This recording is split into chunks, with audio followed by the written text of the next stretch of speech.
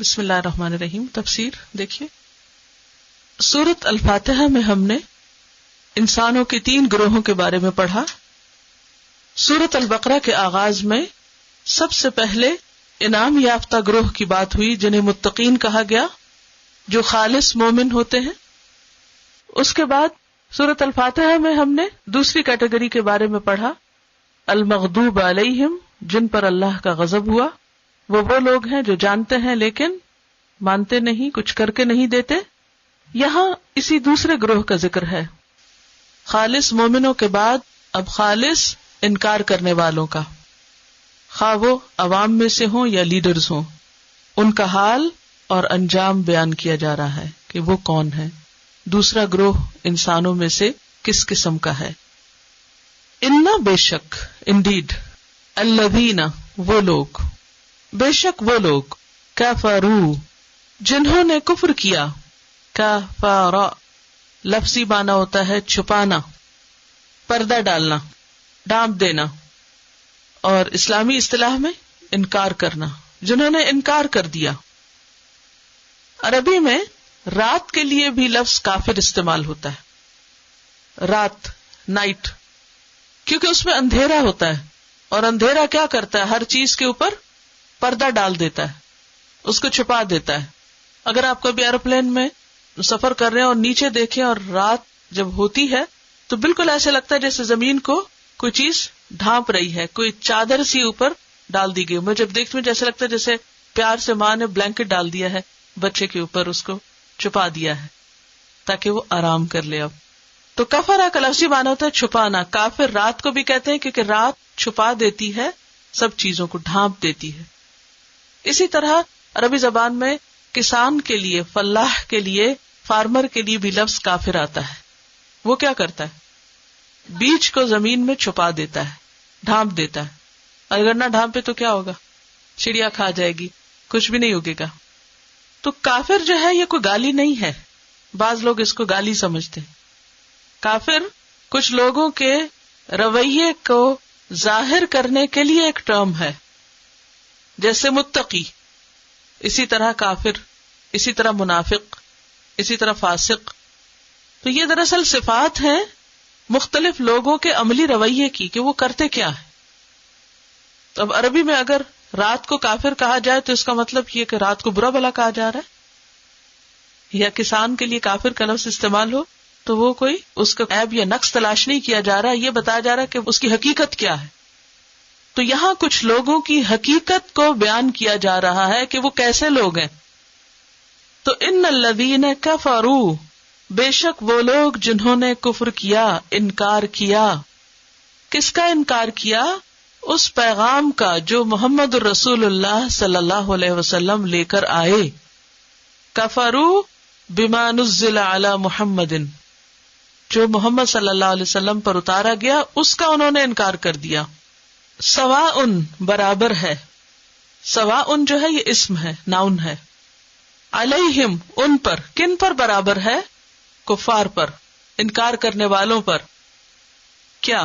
خواہ انذرتہم، تم خبردار کرو ان کو، ڈراؤ ان کو، آگاہ کرو ان کو. ام لم، یا نہ، تنذرہم، تم ڈراؤ ان کو. لا یؤمنون، وہ نہیں مانیں گے. ان کا حال بیان کیا جا رہا ہے کہ وہ ایمان نہیں لائیں گے. یہ جو انذرتا کا لفظ ہے، نذرا کا معنی ہوتا ہے کسی کو خبردار کرنا، وارن کرنا، آگاہ کرنا، خوفناک چیز سے خبردار کرنا. کیا ہے وہ خوفناک چیز؟ بھیانک انجام، بدترین انجام، اس زندگی کے اختتام پر کیا ہونے والا ہے اس سے خبردار کرنا.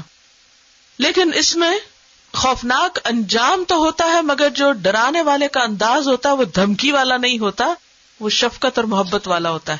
تو نبی صلی اللہ علیہ وسلم کا جو لقب ہے نذیر، ڈرانے والا، تو اس کا مطلب یہ نہیں خوف زدہ کرنے والا اور لوگوں کو دھمکانے والا اور ان کے ساتھ کوئی زیادتی کرنے والا نہیں. انتہائی ہمدردی اور خلوص اور محبت اور شفقت کے ساتھ لوگوں کو ان کے برے انجام سے خبردار کرنے والا، یہ معنی ہے نذیر کا. مثلا بچہ اگر اپنی کسی غلطی کی وجہ سے مصیبت میں پڑنے لگے تو ماں اس کو کیا کرتی؟ خبردار کرتی ہے. لیکن ماں کا انداز عام طور پر اس میں شفقت ہوتی بھی اور کبھی نہیں بھی ہوتی, دھمکی زیادہ ہوتی ہے. لیکن پیغمبر جو ہے اس کے انداز میں شفقت ہوتی, انتہائی محبت ہوتی. علامہ اقبال نے نبوت کو امومت سے تشبیہ دی ہے. نبوت کو امومت سے, امومت کیا ہے؟ ماں, جی امومت, مامتا ہی کہہ لیجیے سمجھنے کے لیے, کیونکہ مامتا زیادہ سمجھ آتی. تو امومت سے تشبیہ دی کہ جیسے ایک ماں اپنے بچے کے لیے تڑپتی ہے, ایسے ہی ایک نبی اپنی قوم کے لیے, انسانوں کے لیے تڑپتا ہے. سورۃ الکہف آیت 6 میں آتا ہے فَلَعَلَّكَ بَاخِعٌ نَفْسَكَ عَلَىٰ آثَارِهِمْ, شاید کہ آپ اپنے نفس کو ان کے آثار پہ, ان کے پیچھے ہلاک کر ڈالنے والے ہوں. جیسے ایک ماں اپنے آپ کو لٹرلی کیا کر ڈالتی ہے, بچے کی محبت میں ہلاک کر ڈالتی. اس کے حمل کے زمانے کو, پریگنینسی کا پیریڈ آپ دیکھیے کیا حال ہو رہا ہوتا ہے اس کا, جب وہ وامٹ کر رہی ہوتی, ہلاک ہی کر رہی ہوتی ہے نا اپنے آپ, ایسا لگتا ہے بس جان ہی نکل جائے گی اب اس کی, بچے گی نہیں خود.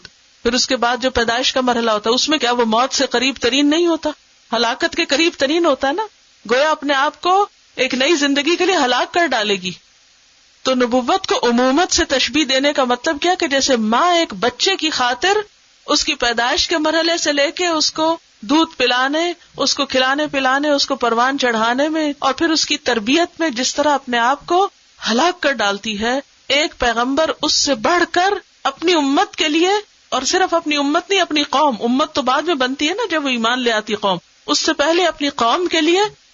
اور محمد رسول اللہ صلی اللہ علیہ وسلم تو تمام انسانوں کے لیے رسول بنا کر بھیجے گئے تھے, تو تمام انسانوں کے لیے آپ کے دل کے اندر ایسی تڑپ تھی, ایسا درد تھا کہ جس کی بنا پر آپ چین نہیں لے پاتے تھے, اور آپ کا دل یہ چاہتا تھا کہ ہر شخص ہدایت پا ہی جائے. اللہ تعالیٰ نے فرمایا انک لا تہدی من احببت, آپ اس کو ہدایت نہیں دے سکتے جس سے آپ محبت رکھتے, ضروری نہیں کہ ہر شخص ہدایت پا جائے, آپ فکر نہ کریں. تو اس میں نبی صلی اللہ علیہ وسلم کو ایک طرف بتایا جا رہا ہے کہ کچھ لوگوں نے انکار کر دیا, اب وہ نہیں مانیں گے, اور دوسری طرف آپ کو تسلی دی جا رہی ہے کہ یہ آپ کا قصور نہیں کہ وہ نہیں مان رہے, آپ اپنا حق ادا کر رہے ہیں, لیکن یہ ان کی قسمت, وہ نہیں مان کے دے رہے. آپ میں سے جتنی بھی مائیں ہیں, کیا آپ اپنے بچوں کے لیے جو کچھ چاہتی ہیں وہ سب کرتے ہیں؟ آپ چاہتے ہیں وہ پڑھیں, وہ محنت کریں, وہ کھا لیں, وہ سو جائیں, وہ ہر کام میں کیا کر رہے ہوتے ہیں. آپ چاہتے ہیں وہ سو جائیں تو وہ کیا چاہتے ہیں, وہ چاہتے ہیں کہ ابھی ہم نہیں سوتے. اب آپ کا دل تکلیف میں ہے کہ یہ سو جائیں اور وہ سونا نہیں چاہتے, آپ کہتے ہیں کھا لیں, وہ کھانا نہیں چاہتے, آپ کہتے ہیں پڑھ لیں, وہ پڑھنا نہیں چاہتے. اب اس میں آپ کا کیا قصور ہے؟ آپ کا کچھ قصور نہیں. اچھا, پھر آپ کہتے ہیں تنگ آ کر تم فیل ہو جاؤ گے, تو اس کا کیا مطلب ہے؟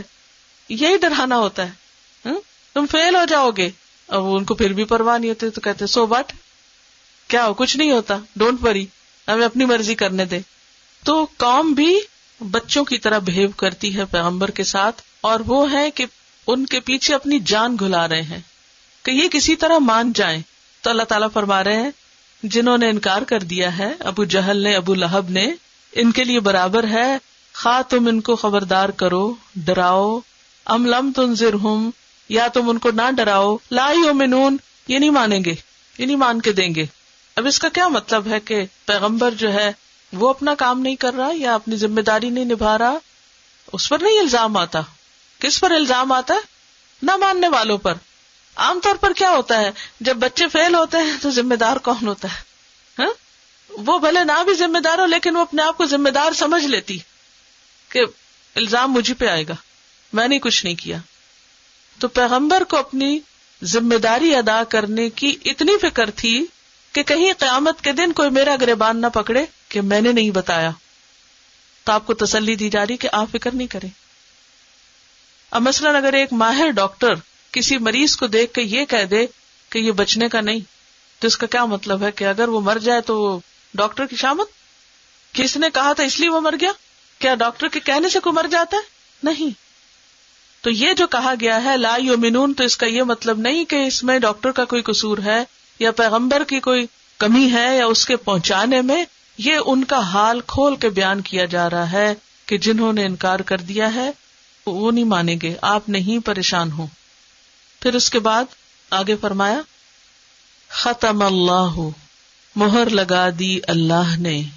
ختم، ختم کا معنی ہوتا ہے سیل کرنا یا مہر لگانا. کسی چیز کو اس طرح بند کر دینا کہ نہ اس کے اندر کچھ جا سکے اور نہ اندر سے باہر کچھ آ سکے. تو اللہ نے ان کے دلوں کو سیل کر دیا ہے. اب ان کے دلوں کے اندر ایمان نہیں جائے گا، نور نہیں جائے گا، نور ہدایت اندر نہیں جائے گا، کیونکہ دل بند ہو گئے ان کے. ختم اللہ علی قلوبہم، ان کے دلوں پر. قلوب قلب کی جمع ہے، اور قلب عربی زبان میں کہتے ہیں الٹ پلٹ ہونے کو، کیونکہ دل بھی انسان کے کیسے ہوتے ایک حالت پہ نہیں رہتے. کیسے ہوتے؟ دل ایک حالت پر نہیں رہتے، دلوں کی حالت بدلتی رہتی ہے. کبھی آپ ایک چیز کو، ایک کھانے کو بہت انجوائے کر رہے تھے، اور کبھی دوسرے وقت میں اسی کھانے کو آپ کا دل نہیں چاہ رہا تھا. اب بھائی کھانا تو وہی ہے، آپ کو کیا ہوا؟ آپ کا دل بدلا ہوا ہے. تو دل کو دل کہتے ہی اس لیے ہے کہ وہ ایک حال پر نہیں رہتا، الٹ پلٹ ہوتا رہتا ہے. اسی لیے ہمیں دعا مانگنی چاہیے، یا مقلب القلوب ثبت قلبی علی دینک. اے دلوں کو الٹ پلٹ کرنے والے، ہمارے دل کو اپنے دین پر جما دے. تیرے دین پر جب آئے یہ دل تیری طرف مائل ہو تو پھر نہ الٹے، پھر آگے پیچھے نہ ہو، بس وہ پھر اسی پر ہی ٹھک جائے. یہ دعا بھی قرآن المسنون دعا کی کتاب میں لکھی ہوئی ہے. ختم اللہ علی قلوبہم، اللہ نے ان کے دلوں پر مہر لگا دی ہے. وعلی سمعہم، اور ان کے کانوں پر. سین میم عین سم کا لفظ کان اور سماعت دونوں کے لیے استعمال ہوتا ہے. کیا کہا میں نے؟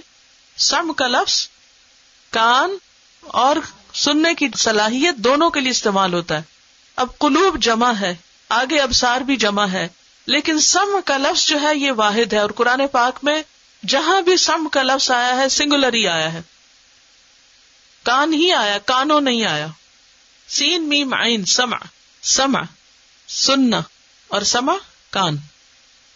ان کے کانوں پر بھی اللہ نے مہر لگا دی، کان بھی بند کر دیے، کان بھی سیل کر دیے.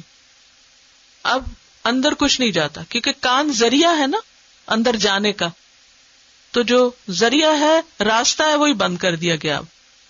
اب ہم تو ترجمہ جمع کر رہے ہیں. آپ نے کیا لکھا ہے ترجمے میں؟ کان لکھا ہے یا کانوں لکھا ہوا ہے؟ کانوں لکھا ہوا ہے. اب کیا جواز ہے کہ لفظ سنگولر ہے اور ہم مانا جمع کر رہے ہیں؟ کوئی ہونا چاہیے نا جواز. کوئی پوچھ سکتا ہے آپ سے، یہ ہو سکتا ہے آپ کے دل میں خود ہی خیال آیا.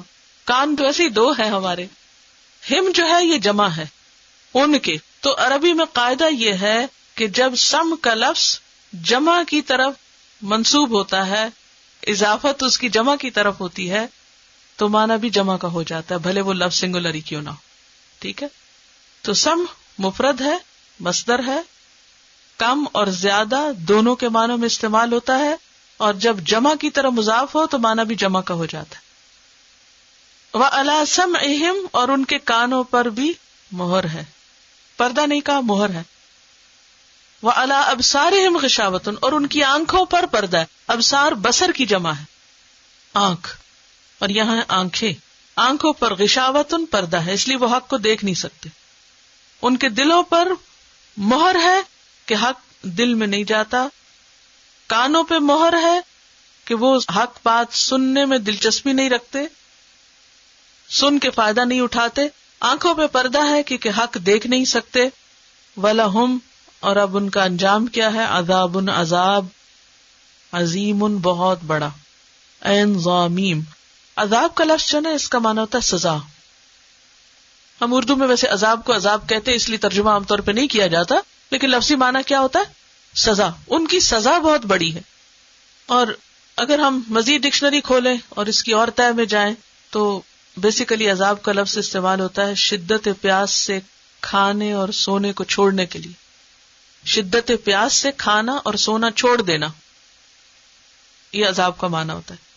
اور یہ جسمانی یا ذہنی دونوں تکلیفوں کے لیے آتا ہے. عذاب صرف جسمانی نہیں ہوتا بلکہ اور کیسا ہوتا ہے؟ ذہنی. بعض لوگ جسمانی طور پر کمفرٹیبل بستر میں لیٹے ہوئے ہوتے ہیں لیکن نیند نہیں آتی ان کو، کیونکہ ذہنی طور پر ٹارچر میں ہوتے ہیں، کرینکی ہو رہے ہوتے ہیں.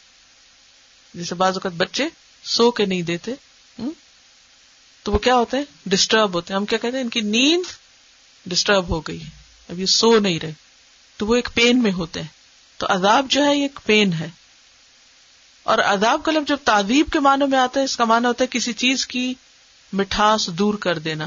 عذبن میٹھے کو بھی کہتے ہیں اصل میں, عین ذال بے الف ہٹا دیں عذبن. تو عذاب مٹھاس دور کر دینا, مزہ خراب کر دینا. تو ان کے لیے عذاب ہے, یعنی ان کی دنیا میں جتنے مزے ہیں وہ سارے کیا ہو جائیں گے؟ خراب ہو جائیں گے, سب مزے ختم. Death is the destroyer of players.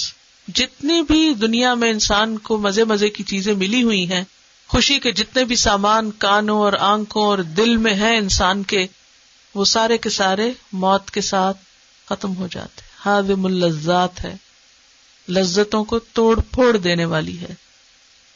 تو ان کا انجام کیا ہے کہ ان کے لیے بہت بڑا عذاب ہے. عظیم جو ہے یہ اس کا اپوزٹ ہوتا ہے حقیر. حقیر کا لفظ سنا کبھی؟ حقیر کیا معنی ہوتا ہے؟ حقیر اتنا چھوٹا. عظیم ہوتا ہے بڑا اور حقیر ہوتا ہے چھوٹا. ایک کبیر بھی ہوتا ہے. کبیر, کبیر کیا ہوتا ہے؟ بڑا. اور اس کا اپوزٹ کیا ہوتا ہے؟ صغیر. تو یہاں یہ نہیں کہا عذاب کبیر, کہا عذاب عظیم. عظیم جو ہوتا ہے وہ اپنے سائز میں بڑا ہوتا ہے, اور اس کے اپوزٹ حقیر سائز میں چھوٹا. حقیر سی چیز ہے, حقیر ادنا سی. تو صغیر سے بھی چھوٹا ہوتا ہے حقیر. تو اسی طرح کبیر سے بڑا ہوتا ہے عظیم. تو ایسی چیز جس کا خطرہ یا جس کا سائز بڑا ہو. عذاب عظیم وہ عذاب جس کا خطرہ بھی بہت ہے, ٹارچر بھی بہت ہے, اور اس کا سائز بھی بہت بڑا ہے. جہنم کتنی بڑی ہے؟ آپ صلی اللہ علیہ وسلم نے ایک مرتبہ صحابہ کے ساتھ بیٹھے ہوئے تھے کہ ایک آواز سنی, تو آپ نے فرمایا تم جانتے ہو کہ کس چیز کی آواز ہے؟ یہ ایک پتھر تھا جو جہنم میں 70 سال پہلے پھینکا گیا تھا اور آج تہ پہ گرا جا کے. اتنا گہرا. کبھی گہرا کنواں دیکھا ہے زندگی میں؟ کبھی آپ اوپر والے فلور پہ کھڑے ہو کے نیچے دیکھے تو کچھ بھی نہیں. 30 فلورز 50 100 فلورز کے اوپر آپ چڑھ کے نیچے دے, کچھ بھی نہیں. کوئی چیز پھینکے 1 سیکنڈ میں نیچے پڑی ہوگی. کتنی گہری جہنم ہے. اسی لیے اس کو ہاویہ کہا جاتا ہے, گڑا. وہ گرتا ہی جائے گا نیچے. بہرحال تو ان کے لیے عذاب ہے بہت بڑا. اب آپ دیکھیے کہ یہ جو دوسرا گروپ ہے, بیسیکلی یہاں ذکر ہے ان لوگوں کا جو نبی صلی اللہ علیہ وسلم کے زمانے میں آپ کا انکار کر رہے تھے, آپ کی لائی ہوئی تعلیم کا انکار کر رہے تھے, جیسے ابو جہل, ابو لہب اور دیگر لوگ. تو بات یہ ہے کہ انہوں نے انکار کیا تھا. انکار کب ہوتا ہے کسی چیز کا؟ جب اس کا پتہ ہو یا نہ ہو, جانتے ہو یا نہ ہو. جانتے ہو. تو مغضوب علیہم کون ہوتے ہیں؟ جو جانتے ہیں لیکن مانتے نہیں, کرتے نہیں. تو یہ جو دوسرا گروپ ہے یہ مغضوب علیہم کا ہے, جنہوں نے نبی صلی اللہ علیہ وسلم کو پہچان لیا تھا. وہ عربی زبان کے ماہر تھے, قرآن کو انہوں نے پہچان لیا اور چھپ چھپ کے سنا بھی کرتے تھے.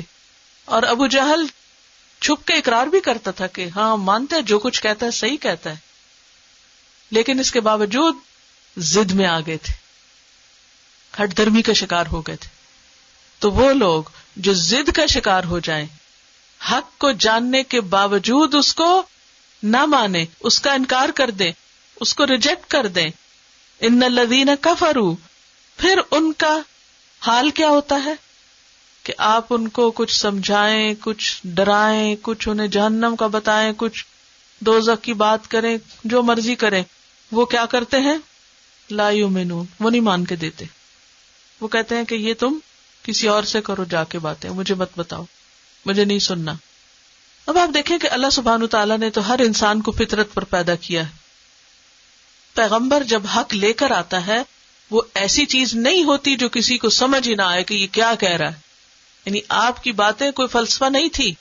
پیغمبر کوئی فلاسفر نہیں ہوتا, وہ کوئی سائنٹسٹ نہیں ہوتا کہ جس کی تھیوری سمجھ ہی نہ آئے اور اس کو سمجھنے کے لیے ایک بڑی زندگی چاہیے ہو. یہ کوئی ایسے فلسفے یا الجھی ہوئی بات ہے, یہ شعر و شاعری نہیں, کیونکہ شاعری بھی بعض اوقات آرام سے نہیں سمجھ آتی نا. تو پیغمبر جو پیغام لائے وہ کھلی کھلی باتیں تھی, صاف باتیں تھی, سب کو سمجھ آنے والی تھی. پیغمبر کا اپنا اخلاق اور کردار اور اس کی اپنی شخصیت بالکل جانی پہچانی تھی. بہت سے ایسے دلائل موجود تھے جو اس بات کی گواہی تھے کہ محمد رسول اللہ صلی اللہ علیہ وسلم برحق نبی ہیں, قرآن سچی کتاب ہے, اور جس ایک رب کی طرف وہ بلا رہا ہے وہی اصل خالق اور مالک ہے اس کائنات کا. لیکن انہوں نے ساری باتیں سمجھ کر ضد میں آ کر انکار کر دیا. تو یہاں آپ کو بتایا جا رہا ہے کہ جن لوگوں نے انکار کر دیا ہے وہ نہیں مانیں گے، کیونکہ اللہ نے ان کے دل اب سیل کر دیے. کیا اللہ تعالیٰ نے پہلے ہی سیل کر دیے تھے یا بعد میں کیے ہیں؟ کیوں کیے ہیں؟ ان کو بھی بس اپنی وہ ایک قومیت پرستی تھی، یا اپنی قوم کا جو پرانے رواج اور طور طریقے تھے، روایات تھی، وہ اس پہ چلنا چاہتے تھے. تو کئی ایک اسباب ہوتے ہیں حق کے انکار کے. تو بنیادی طور پر اللہ نے ان کے دلوں کو سیل کر دیا. کیوں کر دیا؟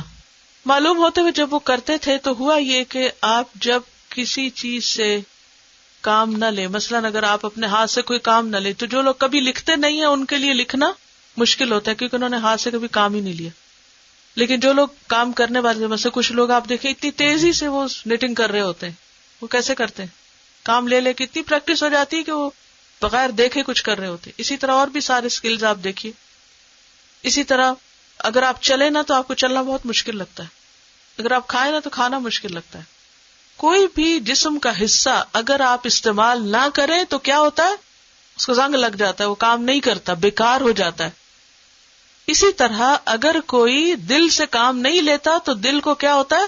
زنگ لگ جاتا ہے، دل سکڑنے لگتا ہے، اور سکڑتے سکڑتے سکڑتے اس کے اندر پھر سرکولیشن کی کوئی گنجائش ہی نہیں رہتی، بند ہو جاتا ہے، سیل ہو جاتا ہے. قرآن پاک میں اللہ تعالیٰ فرماتے فَلَمَّا زَاغُوا أَزَاغَ اللَّهُ قُلُوبَهُمْ، جب وہ بگڑے اللہ نے بھی ان کے دلوں کو پھر ٹیڑھا کر دیا. جب وہ ٹیڑھے ہوئے تو اللہ نے بھی ٹیڑھا کر دیا. ایک اور جگہ پر آتا ہے فَبِمَا نَقْضِهِمْ مِيثَاقَهُمْ لَعَنَّاهُمْ وَجَعَلْنَا قُلُوبَهُمْ قَاسِيَةً، ان کے عہد توڑنے کی وجہ سے ہم نے ان پہ لعنت کی اور ان کے دلوں کو سخت کر دیا.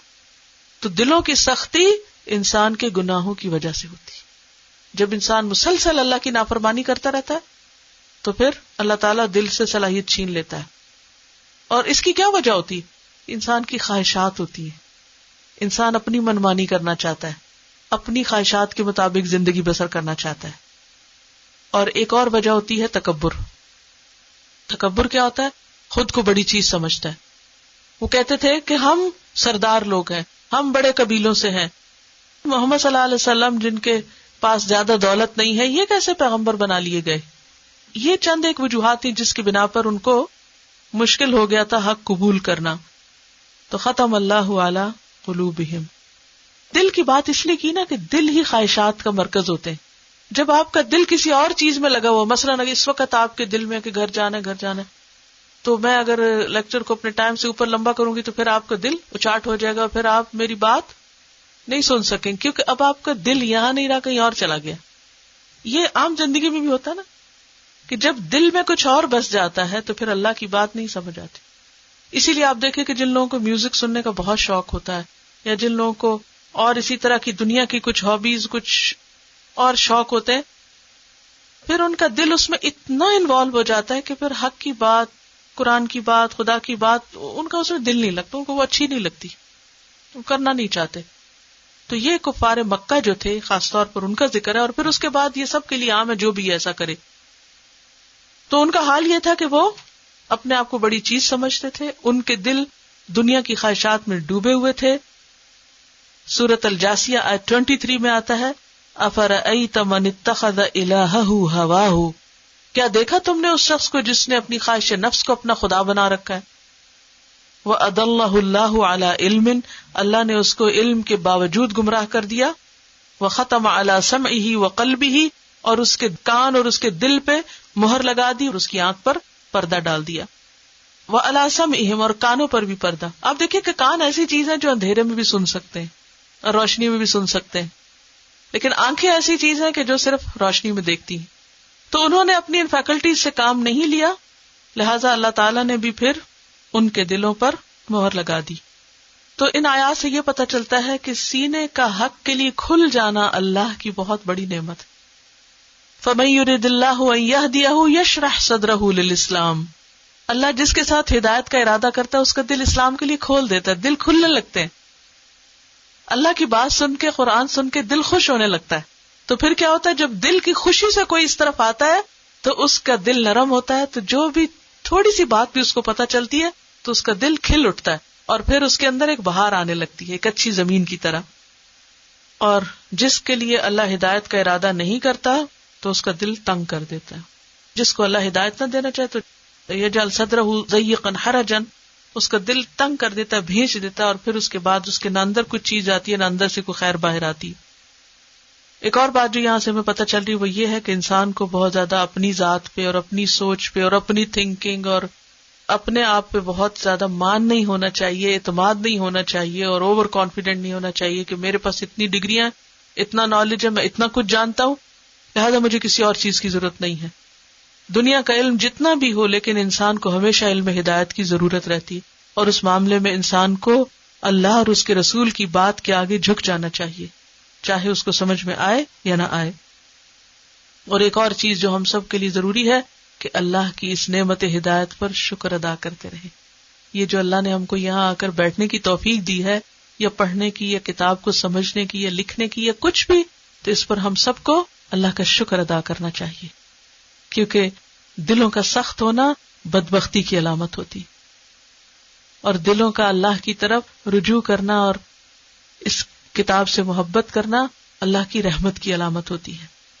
اور پھر یہ ہے کہ جب کوئی ڈرانے والی آیات آئیں تو اس وقت ڈرنا بھی چاہیے، کیونکہ یہ کفار کی نشانی ہے کہ خواہ ان کو ڈراؤ یا نہ ڈراؤ وہ نہیں مانتے، ان کو کوئی اثر نہیں ہوتا.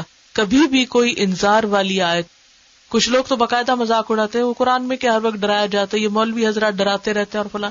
نہیں، یہ مسلمان کی شان نہیں ہوتی، وہ ایسی باتیں نہیں کرتا. جب قرآن کی کسی آیت میں ڈرنے کی بات آئے تو کیا کرنا چاہیے؟ ہم کو ڈرنا چاہیے، ہمیں خوف محسوس کرنا چاہیے.